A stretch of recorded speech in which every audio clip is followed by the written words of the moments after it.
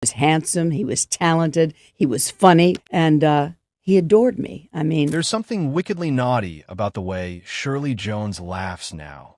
A gentle, silvery laugh that retains the sparkle and glamour of old Hollywood, with the slightest suggestion of mischief underneath. At 91, she's still luminous, her eyes shining with that same blend of sweetness and daring bravery that made her America's favorite ingenue, and, a few decades later, one of its most surprisingly forthright yarn spinners. When the interviewer inquires, "You've kissed some of the most beautiful men of screen history. Who really made your heart skip?" Shirley settles back in her chair, a slow smile spreading over her face. "Oh, honey," she says, "that's a risky question, but I think I've earned the right to speak a few secrets." She allows the words to hang in the air, enjoying the suspense with the effortless timing of a natural performer. "I was fortunate," she continues. "I worked in an era brimming with men who understood how to make an entrance, tall, self-assured, impossibly charming. There were some genuine gentlemen, and others," she pauses, grinning wickedly, "well, let's just say they acted as if." She laughs once more, that musical sound infested with nostalgia and a hint of guile. Her eyes rise to the ceiling, as if they're viewing an ancient movie of remembrances that only she can perceive. "There are men who could make you blush from across the room," she speaks quietly. "The ones who'd tip their hat, flash a smile, and all the lines you had practiced would vanish. That was magic, the chemistry, the excitement, the silent dance." And then, in a whisper that's almost playful, she continues, "You have to remember, darling, I came from a day of charm, when a man didn't need to text you. All he needed was to look at you the right way." Her smile becomes sly. "And some of those stares, well, they've lingered with me for decades."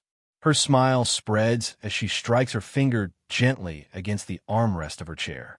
"7 of them," she whispers, her eyes sparkling. "7 men who could melt your good sense quicker than a spotlight on a warm summer night. I worked with some, flirted with some, and a few." She hesitates with a mischievous spark. "Let's just say they made quite an impression." Sitting back, she laughs again, a rich, merry sound of mischief, grace, and joy. "You desire names?" she taunts. "Ah, I'll provide names. Be gentle, darling. I was young, stupid, and blessed with too many gorgeous men around me. One," she says, starting off, "Gordon MacRae." Her face relaxes immediately at his name. "Oh, Gordon," she sighs, wrapping her voice around the syllables like a cherished recollection. "First leading man I ever had, and what a leading man he was." She relaxes back, her eyes sparkling with memory. "I was hardly out of my teens when we did Oklahoma, and then Carousel. He was handsome, self-assured, and had a voice that could rattle the walls. That baritone, goodness gracious, when Gordon sang. It seemed like the whole world hushed to hear. And when he turned to look at you, well, you forgot that anyone else was on that set." She laughs softly, her voice touched with wistfulness. "He had that all-American looks, tall, broad-shouldered, with a smile that could melt butter. But he wasn't pretty just for show. He was kind and generous and funny in that low-key way that creeps up on you. We'd work for hours, and even when we were beat, he'd crack a joke to get me to laugh. And when he laughed, oh, it was infectious." Her voice becomes soft, reflective. "He had a solidity to him, a quietness that made you feel secure. Even with the bright lights and all those cameras, he could be the romantic lead without ever appearing to be affecting.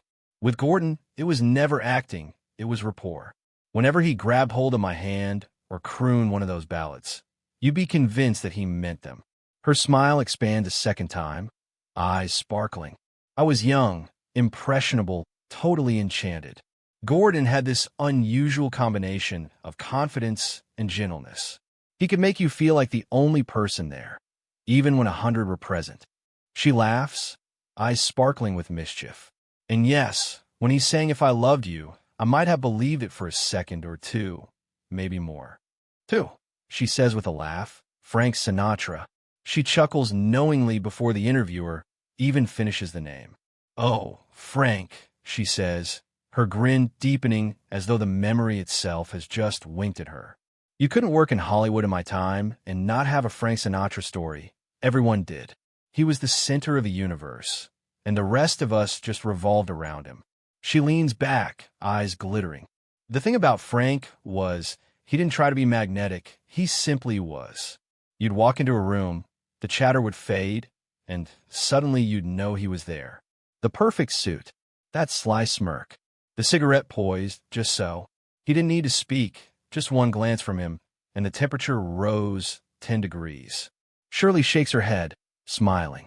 He was unreliable.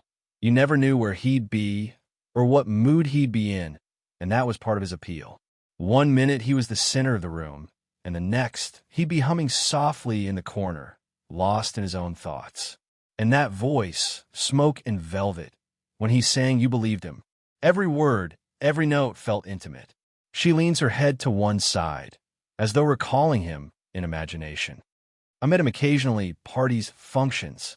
He possessed this incredible skill for making you believe that you alone existed, even while 50 other people stood waiting for him to notice them. When he called your name, it seemed to sound more wonderful than when any other person called it out.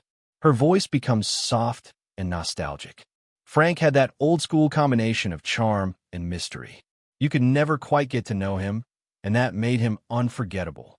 He carried a little sadness with him, even when he laughed, and it made everything he did feel more profound. Her eyes twinkle as she smiles. You couldn't help but be a little dazzled. Frank Sinatra was everything the legend is remembered to be, a guy who didn't merely sing a song. He was the song.